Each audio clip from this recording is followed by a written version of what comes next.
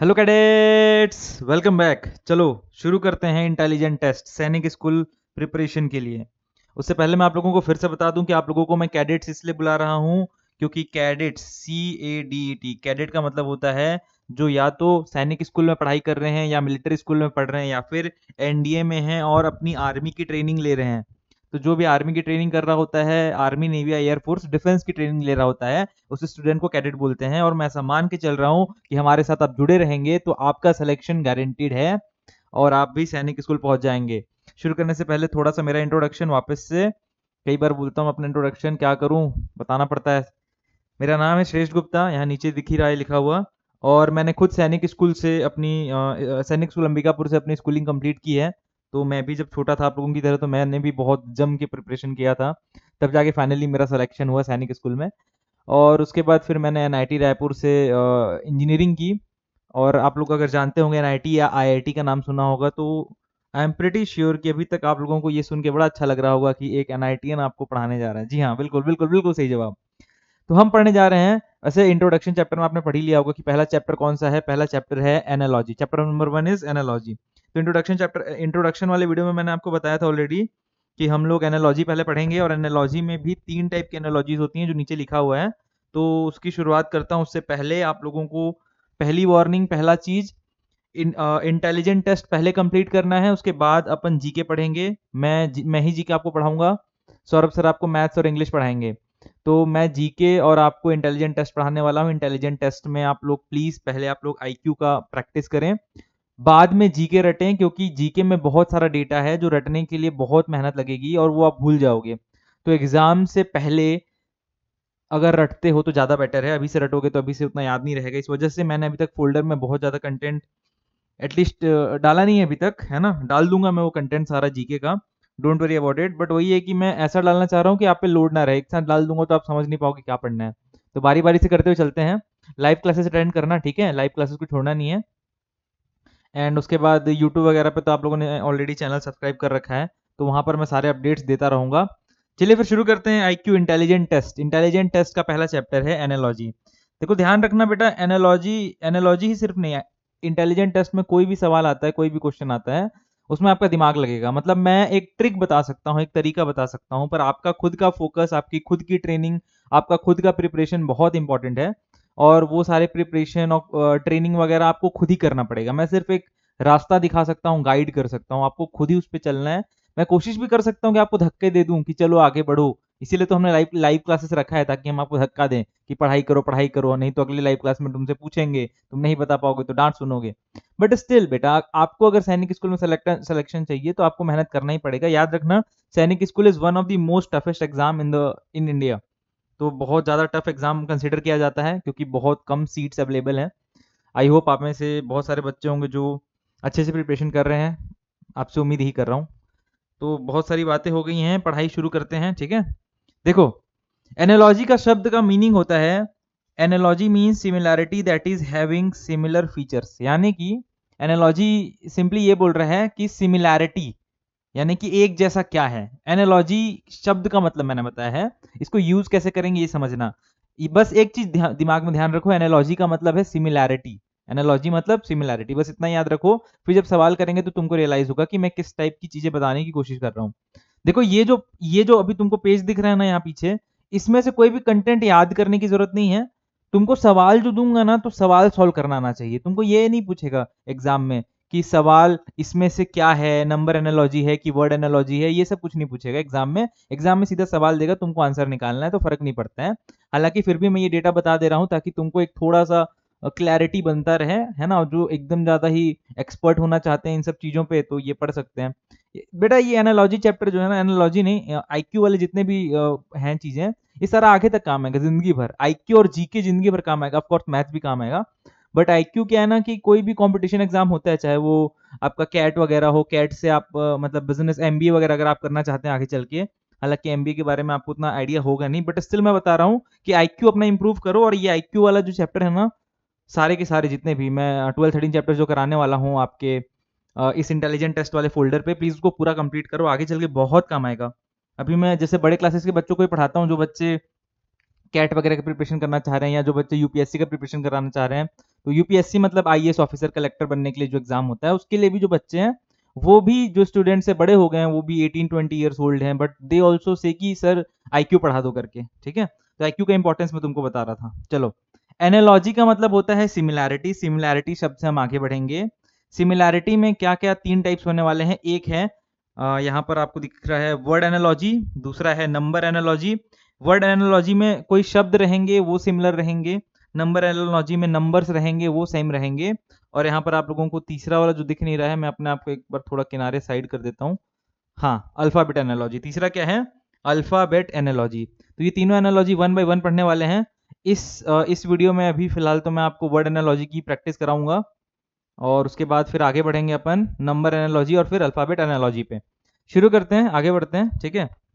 यहाँ पर word analogy की बात करूंगा मैं। वर्ड एनालॉजी ध्यान से सुनना। देखो, वीडियो यार थोड़ी लंबी रहे तो भी कोशिश करना कि वीडियो एक बार स्टार्ट किया तो पूरा कंप्लीट करके उठना, बीच बीच में मत रुक जाना। ऐसा मत होना कि 20 मिनट्स के बाद थक गए और फिर चल गए।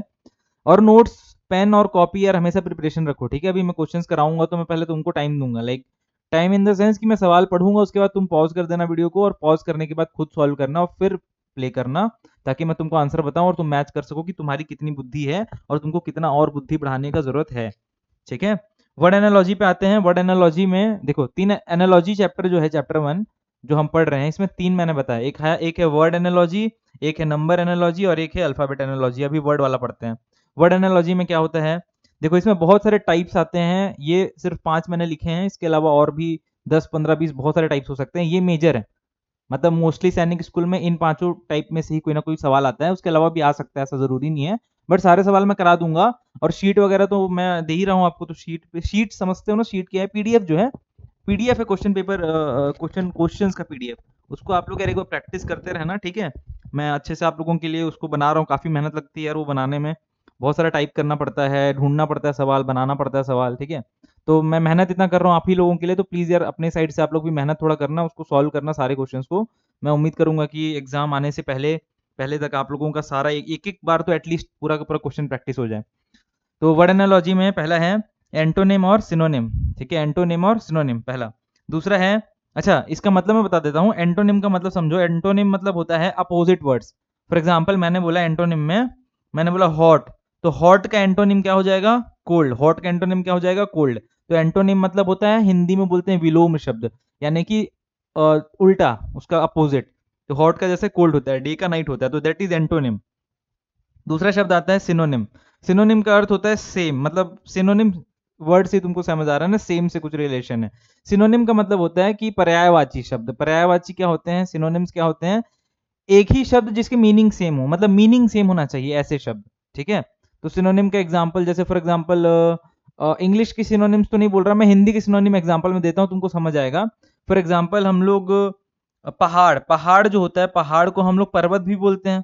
अब पहाड़ और पर्वत के मीनिंग में कोई डिफरेंस है क्या? नहीं है, मीनिंग तो सेम है। इसीलिए ये जो है पहाड़ और पर्वत, ये सिनोनिम्स कहलाते हैं, ठीक है। इसके बाद आगे बढ़ने से पहले मैं आप लोगों को कुछ बता दूं। देखो, तो एक्चुअली में सिनोनिम के एग्जांपल्स इंग्लिश में भी आप ले सकते हो। फॉर एग्जांपल कौन सा ले लें? गुड और फाइन, ये दो शब्द अच्छे हैं। Good, GOOD, good. इसको मैं थोड़ा किनारे उस साइड लिख देता हूँ, वरना मेरे से ही छुप जाएगा ये। हाँ, यहाँ पर ऊपर में देखना, गुड एंड फाइन। गुड का मतलब भी अच्छा होता है और फाइन का मतलब भी अच्छा होता है। तो गुड और फाइन क्या है? सिनोनिम्स है, क्योंकि शब्द अलग हैं पर मीनिंग सेम है। बस इतना ही ध्यान रखना है कि एंटोनिम का मतलब होता है शब्द अलग और मीनिंग भी अलग, ठीक है। तो मीनिंग अलग होना चाहिए और सीधा अपोजिट होना चाहिए, तो एंटोनिम हो गया। यानी कि हॉट का कोल्ड, डे का नाइट, लॉन्ग का शॉर्ट, अपोजिट। एंटोनिम मतलब अपोजिट शब्द, अपोजिट मीनिंग होने चाहिए शब्दों के। और सिनोनिम ऐसे शब्द होते हैं जो शब्द अलग होते हैं बट उनकी मीनिंग सेम होती है। Example, good and fine. Good का मतलब भी होता है अच्छा और फाइन का मतलब भी होता है अच्छा। चलो नीचे बढ़ते हैं। सेकंड नंबर पे आ रहा है quantity and unit. Quantity and unit, ये समझो क्या होता है। क्वांटिटी एंड यूनिट का मतलब यार बहुत आसान है। इसको ऐसे समझो कि अगर अगर अगर हम कोई लेंथ ट्रेवल करते हैं, अगर हम कोई लेंथ ट्रेवल करते हैं, तो वो जो लेंथ है, वो जो लेंथ है कहाँ लिखें, जगह ही नहीं बचा। एक काम करता हूँ, मैं एक नया पेज खोल देता हूँ और उस नए पेज पे लिख देते हैं, ठीक है। ये सब चीज़ें इनको हटाया जाए भैया। डिलीट, इसको एक काम करते हैं, कमांड कंट्रोल ए करते हैं, control A and then delete. ठीक है, देखो यहाँ पर एग्जांपल बता रहा हूँ मैं क्वांटिटी और यूनिट का, क्वांटिटी और यूनिट का, QUA क्वांटिटी एंड यूनिट। ठीक है, ये सेकंड चल रहा है। पहला क्या बताया था मैंने वर्ड एनालॉजी में, तुमको बताया था मैंने क्वांटिटी एंड यूनिट से पहले एंटोनिम और सिनोनिम बताया। कंफर्म क्लियर हो गया? बार बार रटते रटते बोलो खुद को। एंटोनिम मतलब अपोजिट शब्द, एंटोनिम मतलब अपोजिट शब्द, सिनोनिम मतलब शब्द अलग अलग पर मीनिंग सेम, शब्द अलग अलग पर मीनिंग सेम। और अगर हिंदी आती है आपको तो याद रखना, एंटोनिम का मतलब होता है विलोम शब्द और सिनोनिम का मतलब होता है पर्यायवाची शब्द। सेकंड जो है वो क्वांटिटी और यूनिट है। क्वांटिटी और यूनिट में देख लेते हैं क्या होता है एग्जांपल। जैसे क्वांटिटी मतलब एक length, for example length, length एक क्वांटिटी है पर इसकी यूनिट क्या होती है? मीटर। क्या होती है? मीटर। मीटर या फिर किलोमीटर बोल दो, या फिर, है ना। तो लेंथ जो है वो एक क्वांटिटी है, कि लेंथ क्वांटिटी, और उसकी यूनिट क्या है? मीटर या फिर किलोमीटर। उसी तरीके से वजन, वजन वेट जो होता है, वेट, वेट क्या होता है? वेट भी एक क्वांटिटी है और वेट का यूनिट होता है किलोग्राम, केजी या फिर सिर्फ ग्राम। सिमिलरली अगर हम टाइम का बात करें, टाइम भी एक क्वांटिटी है और टाइम का यूनिट होता है सेकेंड। तो इस नजरिए से देखा जाए तो क्वांटिटी और यूनिट का मतलब आपको शायद समझ आ गया होगा, थोड़ा बहुत फील तो आ गया होगा। डोंट वरी यार, अभी थ्योरेटिकल जो चल रहा है ना, इसका इतना खास एडवांटेज नहीं है थ्योरेटिकल का। क्वेश्चन प्रैक्टिस करोगे तो ऑटोमेटिकली ही समझ आ जाएंगी चीजें। बट स्टिल मैं ऐसा थोड़ा चाहता हूं कि तुम्हारा सिर्फ सैनिक स्कूल ही नहीं, आगे चल के भी तुम्हारा बहुत सारा काम बन जाए, आगे भी चीजें समझ आती रहे, इसलिए समझा रहा हूँ थोड़ा डिटेल में। वीडियो देखो यार, वीडियो देखो, अभी तो बहुत टाइम है एग्जाम के लिए, आराम से प्रिपरेशन करते रहो, प्रैक्टिस करते रहना है। तीसरे शब्द पे आते हैं। तीसरा शब्द है मेजरमेंट एंड इंस्ट्रूमेंट। नाम से पता चल रहा है कि इंस्ट्रूमेंट मतलब होता है कि कोई सा भी मशीन, मशीन जिससे आप किसी चीज को मेजर करते हो। फॉर एग्जांपल आपने बाइक चलाया होगा या आपने कार देखा होगा, तो कार में स्पीडोमीटर होता है जो स्पीड बताता है गाड़ी की। तो वो इंस्ट्रूमेंट क्या है? स्पीडोमीटर। और वो मेजर क्या करता है? स्पीड। तो ये इस टाइप के भी सवाल आएंगे। सवाल कैसे आएंगे? फॉर एग्जांपल बोल देगा कि स्पीडोमीटर का स्पीड होता है, तो उसी तरीके से आप बताइए कि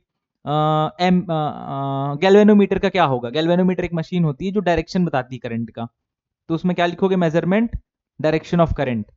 तो ये एक तरीका है। अभी देखो थोड़ा सा टफ लग रहा होगा, स्टार्टिंग है, मैं गारंटी दे रहा हूँ ना, नेक्स्ट वीडियो में जब तुमको क्वेश्चन प्रैक्टिस कराऊंगा ना, उसके बाद तो तुम बोलोगे अरे ये तो हलवा था। नेक्स्ट क्या, इसी वीडियो में करा देता हूँ, डोंट वरी। चलो इसी वीडियो में क्वेश्चन भी पूरे प्रैक्टिस करा देते हैं वर्ड एनालॉजी के, ताकि तुम्हारा ये वीडियो कंप्लीट करते करते यू विल बी लाइक कि हाँ अब थोड़ा चमक रहा है। ठीक, नेक्स्ट है workers and tool relationship. Worker and tool वही वाला बात हो गया कि वर्कर फॉर एग्जांपल कारपेंटर है तो कारपेंटर का टूल क्या यूज करता है।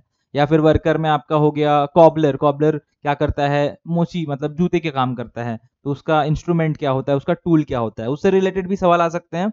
और लास्ट फाइनली है इंडिविजुअल एंड इट्स ड्वेलिंग। ये उतना इंपॉर्टेंट है नहीं, इसलिए इसके साथ इससे मैं आगे मूव ऑन कर रहा हूं। ठीक है, आगे बढ़ते हुए सवाल में हम समझेंगे, हाँ भाई, एग्जाम्पल्स। पहले एग्जाम्पल्स देख लेते हैं, फिर उसके बाद और भी चार पांच क्वेश्चन और कर लेंगे, ताकि तुम्हारा डाउट क्लियर हो जाए। फिर आपको पीडीएफ तो प्रोवाइड करा ही रहा हूँ, तो जैसे ही पीडीएफ अपलोड हो जाएगी, पीडीएफ देख देख के आप लोग फटाफट उसको प्रैक्टिस करना शुरू कर देना। ठीक है, देखो यहाँ पर एग्जाम्पल देखो ध्यान से। इसमें बोल रहा है इन इज टू आउट। अरे बाबूजी चल जाइए। अच्छा, ये व्हाइट के ऊपर व्हाइट कैसे चलेगा? येलो कर लेते हैं, येलो। हाँ भाई, इन, येलो भी नहीं दिख रहा, कोई बात नहीं, ब्लैक करें, ब्लैक, ब्लैक कलर नहीं, रेड कलर करते हैं, रेड कलर ज़्यादा बेटर लगेगा। इन, इन का आउट, इन का क्या है? आउट। तो अप का क्या होगा? डाउन होगा।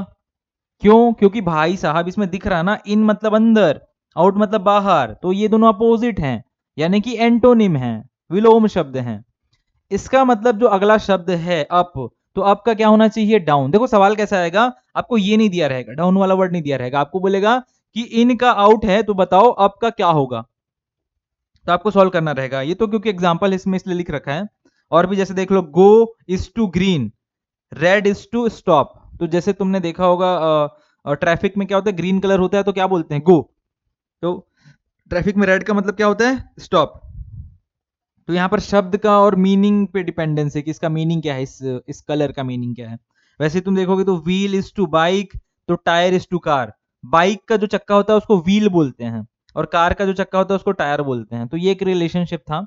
एनालॉजी मतलब पता ना, सिमिलैरिटी। सिमिलैरिटी किस पे है? दो चीजों पे है। एक तो ये पहला वाला चीज, इसका सिमिलैरिटी देखना है आपको और बताना है कि इसमें क्या होने वाला है। ठीक है, ये सारे एग्जांपल्स हैं। मैं ये पूरा का पूरा जो पीडीएफ है इसको भी डालूंगा अभी मैं ऐप के ऊपर, आप देख लेना ये सारे पीडीएफ। और इन सारे पीडीएफ में से ये जितने भी 14 है ना, 14 पूरे 14 एग्जांपल एक बार रीड करो, थोड़ा समझो, ठीक है। और अगर नहीं बने तो कोई बात नहीं, समझ नहीं आए तो डाउट होगा तो मेरे से पूछ लेना जब भी मैं लाइव आऊंगा, तो लाइव क्लासेस पे तो डाउट्स पूछने के लिए, डाउट्स के लिए लाइव क्लासेस मेन तो, बाकी ये तो मैं सारा पढ़ाई दे रहा हूँ। इतना अगर समझ आ गया होगा तो हम लोग आगे बढ़ सकते हैं क्वेश्चन प्रैक्टिस करने के लिए। 5-6 क्वेश्चंस कर लेंगे प्रैक्टिस, ठीक है। प्रैक्टिस करें क्वेश्चन, इसको पहले तो ठीक है, रेडी। कॉपी पेन बाहर, कॉपी पेन बाहर और सॉल्व करना शुरू करना, ठीक है। सवाल पढ़ने से पहले ही अभी पॉज कर लेना, वीडियो पॉज करो, जैसे ही मैं नया क्वेश्चन करता हूँ पॉज पॉज करके खुद ही सॉल्व किया करो। तो अभी पॉज करो वीडियो और सॉल्व करना, फिर मैं बताता हूँ। Let's see, Dhaka, Dhaka is related to Bangladesh. तो क्या बोला है भाई, ढाका का रिलेशन दिया है बांग्लादेश का। In the same way Tokyo is related to, तो पूछ रहा है कि टोक्यो का क्या रिलेशन होगा। अब खुद सोचो, बांग्लादेश जो है, ढाका जो है, ढाका वो बांग्लादेश से कैसे रिलेटेड है, क्या सेंस में रिलेटेड है। एक तो तुम बोल सकते हो कि हाँ ढाका जो है वो बांग्लादेश का एक शहर है, पर सिर्फ एक शहर से काम चलेगा क्या, नहीं चलेगा। तो इसमें और क्या स्पेशल है, ढाका बांग्लादेश का कैपिटल है, क्या है, कैपिटल। तो उसी तरीके से क्यों, क्योंकि एनालॉजी पढ़ रहे हैं। एनालॉजी मतलब क्या होता है, सिमिलैरिटी। तो सिमिलैरिटी बताना है। ढाका का बांग्लादेश है तो उस हिसाब से टोक्यो, टोक्यो का क्या होना चाहिए, टोक्यो का होना चाहिए जापान, क्योंकि जापान की राजधानी, जापान का कैपिटल है टोक्यो। समझ आ गया, ढाका बांग्लादेश का कैपिटल, तो टोक्यो जापान का capital. Answer is Japan, D. सही आया होगा तो अपने आप को क्लैप दे दो, ठीक है। आगे बढ़ते हैं सवाल में। Question number 2, tree is related to forest, tree is related to forest. अच्छा यहाँ पर एक चीज ध्यान देना ना, कि इस क्वेश्चन में, फर्स्ट क्वेश्चन में, इसमें तुमको जीके का यूज हुआ ना, है ना। मतलब तुमको ऑल दो तुमको आईक्यू लगाना है, बट इसमें जीके का भी यूज हो रहा है। तो ऐसा समझ के चलो कि सिर्फ एक सब्जेक्ट करने से काम नहीं चलेगा आपको। अगर आप इंग्लिश एक बार के लिए आप इंग्लिश थोड़ा सा छोड़ भी दोगे ना तो भी काम चल जाएगा, बट मैथ्स, आईक्यू और जीके ये तीनों को तो आप छोड़ो मत, क्योंकि मैथ्स जिंदगी भर काम आना है और आईक्यू जिंदगी भर काम आना है, और आईक्यू के साथ में जीके यूज होगा ही होगा। बिना जीके के आईक्यू आप निकाल नहीं सकते, क्योंकि आप यूपीएससी भी आईएएस बनोगे या एनडीए में जाओगे, ऑफिसर बनोगे, सबके एग्जाम में जीके पूछता ही पूछता है। और जीके के साथ साथ आईक्यू भी पूछ देता है किसी किसी में, जैसे यूपीएससी में मैंने बताया, जैसे कैट होता है, कैट का एग्जाम होता है उसमें आपका पूछता है। तो अल्टीमेटली ये 3 सब्जेक्ट्स तो यार मर मर के पढ़ो, जितना पढ़ सकते हो, जितने क्वेश्चन लगा सकते हो लगाओ, है ना। जितने मैं प्रोवाइड कर रहा हूँ वीडियो लेक्चर सारे के सारे देखो, ठीक। आगे बढ़ते हैं सेकंड क्वेश्चन पे, सेकंड सवाल पे। आई होप सेकंड सवाल, अच्छा पॉज कर लो वीडियो, फिर एक बार करके देखो सॉल्व, तब मैं बताता हूँ। Tree is related to forest, तो ट्री का रिलेशन बोल रहा है किसके साथ, फॉरेस्ट के साथ। Tree is related to forest in the same way as grass is related to, तो ग्रास का क्या होना चाहिए। यहां पर आप इसको कभी कभार ना उल्टे नजरिए से देखा करो। फॉरेस्ट में क्या होता है, ट्री। फॉरेस्ट में क्या होता है, ट्री। या फिर ऐसा बोल दें कि ट्री कहां होता है, ट्री कहां होता है, तो ट्री होता है फॉरेस्ट में। तो ग्रास कहां होता है। अब देखो ये वाला, ये जो क्वेश्चन है ना थोड़ा ट्रिकी है, तो उसको स्टार मार दे रहा हूं मैं। ऑप्शन क्योंकि ट्रिकी है, ऑप्शन में क्या क्या बोला है, लॉन, पार्क, गार्डन और फील्ड। अभी तुम देखोगे ना यार, तो फील्ड में भी कहीं ना कहीं थोड़ा बहुत घास उगा रहता है, गार्डन में बहुत सारे प्लांट्स वगैरह हैं, तो उसके साथ साथ में घास फूस तो उगा ही रहता है, ग्रास तो होता ही है उसमें भी। पार्क में भी कहीं जाओगे तो घास तो होता ही है, तो और लॉन में भी घास होता ही है। तो फिर इसका आंसर कैसे पता चलेगा, देखने में तो सारे सेम लग रहे हैं। इसका आंसर ऐसा होगा कि तुमको ध्यान क्या देना है कि फॉरेस्ट में ट्रीज ही ट्रीज होते हैं। तो यहां पर पूछ रहा है, यहां पर तुमको ऐसा शब्द ढूंढना है जिसमें प्योरली ग्रास है। अब प्योरली ग्रास कहां होता है, गार्डन में तो प्योरली ग्रास है नहीं, क्योंकि गार्डन में पेड़ पौधे बाकी सब चीजें भी होती हैं। फील्ड तो एक्चुअली फील्ड में थोड़े बहुत घास फूस होते हैं, बाकी मेजरली वो खाली रहता है, ठीक है, एकदम चिकना, तो फील्ड भी नहीं हो सकता है। पार्क और लॉन, इन दोनों में डिफरेंस समझो। पार्क का ही एक पार्ट होता है लॉन, और लॉन क्या होता है, लॉन एक ऐसा एरिया होता है जहां पर सिर्फ घास उगाया जाता है। तो लॉन शब्द का ही मतलब है घास से भरा हुआ, ठीक है। तो इसीलिए इसका करेक्ट आंसर क्या होगा, लॉन होगा, lawn is the correct answer. तो जैसे फॉरेस्ट का ट्री है, ट्री का फॉरेस्ट है, यहाँ पर ट्री का रिलेटेड है फॉरेस्ट, वैसे ग्रास का रिलेटेड होगा lawn, lawn is the correct answer. थोड़ा टफ था, अगर तुमको आ गया ये आंसर तो मैं तुमको मान के चल रहा हूँ तुम बहुत इंटेलिजेंट हो, तुम्हारा नॉलेज काफी अच्छा है प्रीवियसली। और अगर नहीं है तो कोई बात नहीं, बहुत सारे बच्चों का ये नहीं बनता है इस टाइप के सवाल। क्योंकि मैंने जितना भी ऑफलाइन, अभी जो अब हम लोग ऑनलाइन तो अब मैं आपको पढ़ा रहा हूँ, बाकी जो हमारा ऑफलाइन जो चलता है, ऑफलाइन में जब भी बच्चों को ये सवाल देता हूँ मैं, बहुत ही कम, ऐसा आज तक मेरे साथ तो नहीं हुआ कि मेरा कोई भी स्टूडेंट पहली बार में इसका आंसर सही बता दे। हाँ, तुक्के मारते हैं सारे, क्योंकि मैं उनको यही बोलता हूँ कि छोड़ो मत सवाल, ठीक है, क्योंकि देखो देखो एग्जाम में माइनस मार्किंग है नहीं, छोड़ के क्यों आना है, एबीसीडी ली है, कुछ ना कुछ तुक्के मार दो, कुछ ना कुछ भर के आओ। तो तुक्के तो मारते हैं मेरे स्टूडेंट्स यहाँ पर भी ऑफलाइन में कि हाँ ए बी क्या होगा, बट आंसर करेक्ट उनको भी रीजन नहीं पता रहता है। अभी आपको पता चल गया, आगे बढ़ते हैं, मूविंग ऑन। आते हैं सवाल नंबर 3 पे। सवाल नंबर 3 इज क्वाइट, ये भी थोड़ा ठीक है, मतलब एकदम टफ नहीं है, बना सकते हैं। ड्रॉ का पेंसिल, ड्रॉ और पेंसिल, तो क्या चीज का ब्रश होता है? ठीक है, यहां पर समझो, ड्रॉ का पेंसिल यानी कि ड्रॉ किससे करते हैं? पेंसिल से करते हैं। ड्रॉ किससे करते हैं? पेंसिल से करते हैं। तो क्या है जिसको ब्रश से करते हैं? ड्रॉ अगर पेंसिल से करते हैं तो क्या है जिसको ब्रश से करते हैं? Carve, paint, draw, polish. अभी देखो, ड्रॉ जो है ये तो होगा नहीं, क्योंकि ड्रॉ तो पेंसिल से कर रहे हैं, तो ये तो हो ही नहीं सकता। कार्व भी नहीं होगा, कार्व करने के लिए आपको ब्रश से आप कैसे कार्व करोगे? कार्व करना मतलब खदोड़ना, जैसा खोदना एक तरीके का, ठीक है। कार्व करना मतलब जैसे मान लो कि दीवार है, ठीक है, तो दीवार पे से चाकू पकड़ के ऐसे ऐसे कार्व कर रहा हूँ, कुछ डिजाइन बना रहा हूँ, तो वहां पर ब्रश से तो तुम वो कर नहीं सकते, तो कार्व तो होगा नहीं। पॉलिश और पेंट, अभी पॉलिश क्या होता है? पॉलिश मतलब तुमने कभी शू पॉलिश किया होगा अगर ना, और नहीं भी किया होगा तो किसी भी चीज को चमकाने के लिए ब्रश का यूज करते हैं, मतलब एक पॉलिशिंग वाली ब्रश होती है, पर वो सिर्फ ब्रश नहीं कहलाता है, वो पॉलिश ब्रश कहलाता है। तो यहाँ पर तो सिर्फ ब्रश बोला है, तो पॉलिश भी गलत हो गया आंसर। तो करेक्ट आंसर क्या होगा? पेंट। क्यों पेंट होगा? देखो यहाँ पर दोनों में ना, यहाँ पर डाउट क्या दे सकता है, तुमको लगेगा पेंट भी सही लग रहा है, पॉलिश भी सही लग रहा है, क्योंकि पॉलिश भी ब्रश से करते हैं, पर ऊपर में देखो सवाल क्या है, ड्रॉ है पेंसिल, तो पेंसिल से आप ड्रॉ बना रहे हो, ड्राइंग कर रहे हो, लेकिन पेंसिल से आप राइटिंग भी तो करते हो, लिखते भी तो पेंसिल से लिखते हो कि नहीं? तो पेंसिल से तो दोनों चीज कर रहे हो, ड्रॉ भी कर रहे हो और राइटिंग भी कर रहे हो, पर यहां पर ड्रॉ चूज किया है, यानी कि ड्रॉइंग से रिलेटेड है, इसीलिए ब्रश में आपको किसको चूज करना है? पेंट को करना है, क्योंकि पेंट भी ड्राइंग से रिलेटेड है। समझ आ रहे हैं? ये थोड़ा सा बुद्धि लगाना पड़ता है जहां पर भी कंफ्यूजन हो, बाकी हालांकि फील तो आ ही रहा था, है ना, फील तो आ रहा था, तो आप आंसर सही मार देते हैं। अगला आगे बढ़ते हैं, सवाल नंबर 4 पे। 4 और 5 दो और सवाल कराऊंगा, उसके बाद वर्ड एनालॉजी क्लोज डाउन करेंगे, उसको आप लोग क्वेश्चन प्रैक्टिस करिएगा पीडीएफ पे, उसके भी सॉल्यूशन का पूरा वीडियो बना के डाल दूंगा मैं, ताकि कोई भी डाउट हो तो आपको ऐसे डायरेक्ट बार बार लाइव में ना पूछना पड़े, क्योंकि ऑफलाइन में ही मैं मतलब ये वीडियो रिकॉर्ड करके भेज दूंगा, तो ऐसा रहेगा कि ऑफलाइन ऑनलाइन में हमारा टाइम बच जाएगा, है ना, मैं ये कहना चाह रहा हूँ। चलो आगे बढ़ते हैं। सवाल नंबर 4 पे आ रहा हूं मैं। कोर्ट, जस्टिस, स्कूल, ये 3 शब्द दिख रहे हैं, इसमें से पहले 2 शब्द हैं कोर्ट का जस्टिस। कोर्ट में क्या मिलता है? जस्टिस। कोर्ट में क्या मिलता है? जस्टिस। तो स्कूल में क्या मिलता है? ठीक है, देखो यहां पर यार दिमाग कैसे लगाना है, समझो समझो समझो। देखो कोर्ट में जस्टिस मिलता है, मैंने ऐसा बोला, तो भाई साहब कोर्ट में जस्टिस के अलावा सजा भी मिलती है कि नहीं?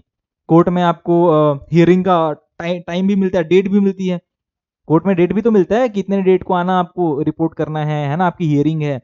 तो कोर्ट में तो बहुत सारी चीजें मिलती हैं, लेकिन क्या चूज किया हमने? जस्टिस मिलता है, जस्टिस। तो जस्टिस कोर्ट से किस सेंस में रिलेटेड है, वो सेंस आपको स्कूल का पकड़ना है। यहां पर कोई थ्योरेटिकल डेटा नहीं है, यहां पर मैं कुछ ऐसा आपको पढ़ा लिखा नॉलेज वाला बात नहीं बता सकता हूं, यहां पर ये टेस्ट ही लिया जा रहा है कि आपका दिमाग कितना तेज चलता है, कि आप अपने आप चीजों को समझ पाते हैं। तो यहां पर आपको क्या समझना है कि कोर्ट का अगर जस्टिस होता है, यानी कि कोर्ट में जस्टिस मिलता है, तो स्कूल में क्या मिलता है? स्कूल में टीचर मिलते हैं। हाँ, स्कूल में टीचर मिलते हैं, लेकिन क्या यहां पर अप्रोप्रिएट है? नहीं।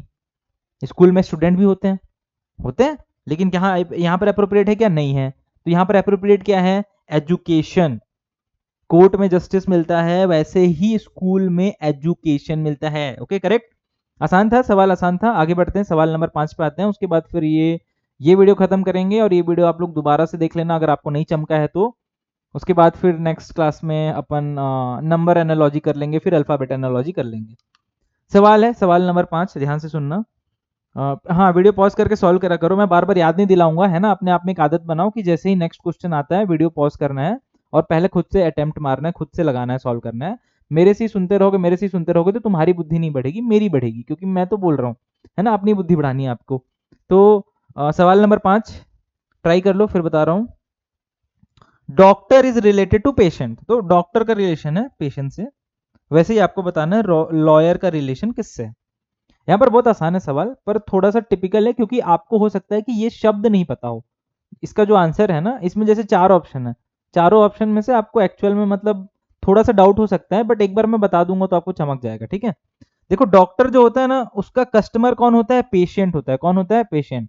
तो पेशेंट जो होता है वो डॉक्टर को पैसे देता है कि मेरा इलाज करो, है ना। तो डॉक्टर का कस्टमर है पेशेंट, और पेशेंट पैसा दे रहा है डॉक्टर को। तो वैसे ही सवाल में पूछ रहा है लॉयर का कस्टमर कौन है, यानी कि लॉयर को पैसे कौन देगा? तो आदमी ही देगा, सिंपल सी बात है ना। पर वो आदमी को स्पेशली हम क्या बोलते हैं, वो क्या इंग्लिश का शब्द है जो यूज करते हैं लॉयर के केस में? ऑप्शन चारों पढ़ दे रहा हूं, कस्टमर, क्रिमिनल और मजिस्ट्रेट और क्लाइंट। ये चार आपको ऑप्शन दे रहे हैं। पहला चीज कस्टमर कटा दो। हाँ कस्टमर है, बट स्पेशल शब्द कस्टमर नहीं है, स्पेशल शब्द बताऊंगा। जैसे पेशेंट भी तो डॉक्टर का कस्टमर ही हुआ, लेकिन यहाँ पर कस्टमर वर्ड यूज नहीं करते हैं, पेशेंट वर्ड यूज करते हैं, है ना। उसी तरीके से तो ये तो गलत हो गया ये वाला। बी देखो, criminal, criminal is not also not the customer of lawyer, तो ये भी गलत है। उसके बाद मैजिस्ट्रेट, मैजिस्ट्रेट कौन होता है? मैजिस्ट्रेट एक ऑफिसर होता है, गवर्नमेंट ऑफिसर, जिसका डिस्ट्रिक्ट हेडक्वार्टर्स में जिसकी ड्यूटी लगी रहती है, जिसका काम होता है लाइक कुछ भी डिस्प्यूट है लैंड वैंड को लेकर या फिर किसी भी चीज को लेकर, कोर्ट से रिलेटेड बहुत सारे केसेस भी ये संभालते हैं। कई बार इन्हीं का काम रहता है संभालने का। कोई भी अगर कोर्ट केस होता है तो, या कोई भी प्रॉब्लम है लोगों के बीच में, कुछ डिसीजन लेना है, तो ये मैजिस्ट्रेट ही करते हैं। कलेक्टर का छोटा भाई समझ लो, ठीक है, कलेक्टर का जो काम है वैसा ही समझ लो थोड़ा सा। तो मजिस्ट्रेट के बाद, magistrate is not the client of, magistrate is not the customer of lawyer, तो ये भी गलत है। तो करेक्ट आंसर क्या है? क्लाइंट। तो यहां पर क्या याद रखना है? ये शब्द याद रखना है, क्लाइंट वर्ड। क्लाइंट वर्ड क्या है? लॉयर अपने कस्टमर को कस्टमर नहीं बोलता है, क्या बोलता है? क्लाइंट बोलता है। तो लॉयर क्या बोलेगा? मेरा क्लाइंट आया है, ठीक है। तो लॉयर को पैसे कौन देता है? क्लाइंट देता है। लॉयर का कस्टमर क्लाइंट कहलाता है, और डॉक्टर का कस्टमर पेशेंट कहलाता है। तो ये एक रिलेशन है जिससे आप समझ सकते हो कि एनालॉजी कैसे बढ़ेगा, ठीक है। ये पहला चैप्टर है और ये उस पहला चैप्टर का भी पहला टॉपिक है, तो आई थिंक कि थोड़ा बहुत आपको आइडिया मिल रहा होगा कि आईक्यू में पढ़ते क्या है, ठीक है। आप लोग अभी अभी फोर्थ क्लास पास करके आए हो, या कुछ बच्चे होंगे जो अभी फोर्थ में हैं, जो एक साल पहले से प्रिपरेशन शुरू कर रहे हैं, अच्छी बात है। जो फोर्थ में है और जो फिफ्थ में अभी आए हैं, उनको मैं फिर से बता दे रहा हूँ कि आप छोटे छोटे बच्चे हो, तो ये सब चीजें है आसान, टफ लग सकती हैं क्योंकि नॉलेज कम है आपके पास, पर आपका दिमाग बहुत तेज है। साइंटिफिकली प्रूवन है, ठीक है। हार्वर्ड और ऑक्सफोर्ड के बहुत सारे ऐसे यूनिवर्सिटीज है जहां पर रिसर्च हुआ और पाया गया कि आदमी, बच्चों का जो दिमाग होता है ना, जो आपकी एज के बच्चों का दिमाग होता है, वो बहुत हाई आईक्यू होता है। तो आपका हाई आईक्यू है और आपकी में सीखने की कैपेसिटी है। इसका मतलब अगर आप जो भी सीखना चाहो आप सीख जाओगे। आप वीडियो गेम खेलने सीखना चाहोगे तो आप, अगर आप वीडियो गेम खेलना शुरू करोगे और आपका कोई बड़ा भाई है या कोई मम्मी पापा है शुरू करेंगे, आप उनसे पहले सीख जाओगे कैसे खेलते हैं, क्योंकि बच्चों का दिमाग बहुत तेज काम करता है। तो आपका भी दिमाग बहुत तेज है। अगर इसी चीज को सोचो, आप वीडियो गेम खेलने की जगह पर या फिर मोबाइल में कुछ कार्टून देखने की जगह पर, आप अगर ये वीडियो देख रहे हो जो मैं आपको पढ़ा रहा हूँ, और यूट्यूब पे वैसे ही हमारे साथ टच पे रहो, हमारे वीडियोस देखते रहोगे, तो सोचो आप कितने ज्ञानी हो जाओगे और कल को अपने पेरेंट्स को कितना प्राउड फील कराओगे। और रही बात की एक अच्छा करियर या एक अच्छा सोर्स ऑफ रेवेन्यू बनाना, अच्छे खासे पैसे कमाना, उसके लिए आपका ज्ञान कितना ज्यादा हो जाएगा। तो मैं बस यही कहूंगा कि आईक्यू को अच्छे से करो, ठीक है, और वीडियोस को देखो, बार बार देखो, मेरे से बात करते रहो, मैं आपको मोटिवेट भी करता रहूंगा बीच बीच में वीडियोस वगैरह में। उससे क्या होगा कि आपकी एनर्जी बनी रहेगी और डरने की जरूरत नहीं है, ठीक है। सैनिक स्कूल टफ है, पर टफ उनके लिए जो पढ़ नहीं रहे हैं। आप तो पढ़ रहे हो ना, आप कितने सिंसियर हो, सोचो कि आप वीडियो देख के पढ़ रहे हो। बहुत सारे बच्चे जिनके घर के आसपास टीचर अवेलेबल होते हैं फिर भी वो नहीं पढ़ते हैं। तो उस हिसाब से देखा जाए तो आपके सिलेक्शन का चांस बहुत है। मेरा और सौरभ सर का ट्रैक रिकॉर्ड रहा है आज तक ऑफलाइन में, जितने भी बच्चों को हमने ऑफलाइन में पढ़ाया सबका सिलेक्शन हुआ है सैनिक स्कूल में। मेरे बहुत सारे ऐसे स्टूडेंट हैं जो मेरे ही स्कूल में पढ़ रहे हैं जहाँ से मैं पढ़ा था, यानी कि सैनिक स्कूल अंबिकापुर में। मेरे ही बच्चे अभी पढ़ रहे हैं जहाँ से मैं खुद पढ़ के निकला था, और मेरे को बहुत अच्छा लगता है ये चीज़। हाँ अभी ऑनलाइन में पिछले बार लास्ट 2022 में जो रिजल्ट आया, 50% से ऊपर बच्चों का सिलेक्शन हो गया, क्वालिफिकेशन हो गया। और मेरा यही है टारगेट कि यार इस बार यार वो 50% से ऊपर करके, लाइक 70-80% का टारगेट है, 70-80% बच्चे जो वीडियोस देख रहे हैं उनका सिलेक्शन करा देना। बाकी तो यार आपकी मेहनत तो जरूरी है, मैं कितना ही पढ़ा दूं, है ना, वीडियोस वगैरह तो मैं डालते ही रहूंगा, बट प्लीज पढ़ो, है ना। और जाने से पहले बस एक बात कि पेरेंट्स के पैर छुओ, उनसे आशीर्वाद लो, बहुत पावर होती है पेरेंट्स की दुआओं में, पेरेंट्स के आशीर्वाद में। मैं लिख के दे रहा हूँ, साइंटिफिक हो चाहे मत हो, मैंने एक्सपीरियंस किया है और मैं बहुत लोगों को जानता हूँ जिन्होंने एक्सपीरियंस किया है। तो अच्छे से डेली सुबह उठो, पैर छुआ करो, सोने से पहले मम्मी पापा के पैर छुओ, और वीडियो देखो, होमवर्क करो। चलो मिलते हैं फिर, धन्यवाद, Jai Hind, tata, bye bye bye. चलो।